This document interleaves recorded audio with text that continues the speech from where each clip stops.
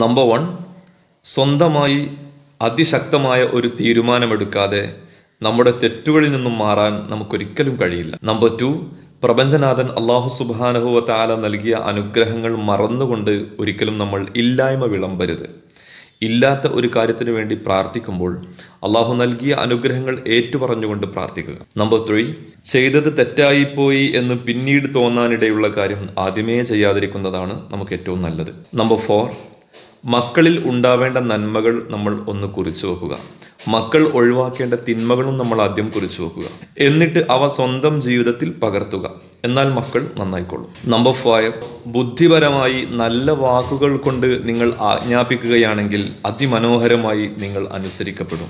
Number 6, വലിയവരോടുള്ള ബഹുമാനവും ചെറിയവരോടുള്ള സ്നേഹവും നമ്മുടെ മനസ്സിൽ ഇല്ലെങ്കിൽ നാം കഠിനഹൃദയരാണ്. നമ്പർ 7, ചുറ്റുപാടുകൾ നമ്മുടെ സ്വഭാവത്തെയും മടിയെയും പ്രതിഫലിപ്പിക്കുന്നു. ചുറ്റുപാടുകൾ നന്നാക്കുക, നല്ല ചുറ്റുപാടുകൾ ഉണ്ടാക്കുക.